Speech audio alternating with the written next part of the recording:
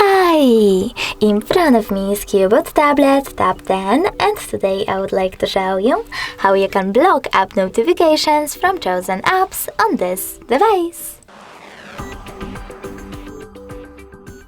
First of all, open Devices Settings and tap on Apps and Notifications. Then you need to choose Notifications and scroll down. From here, click on See All from last 7 days and finally tap on Most Recent. Then select one of those options, Most Recent, Most Frequent or Turned Off. I will go with Most Frequent. Then tap on the switcher next to an app from which you want to block notifications from, like Google Play Store.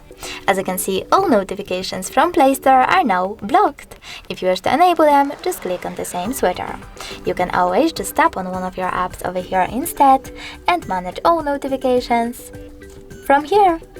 Thanks so much for watching. If you enjoyed this video, smash that like button, comment and definitely subscribe. Bye!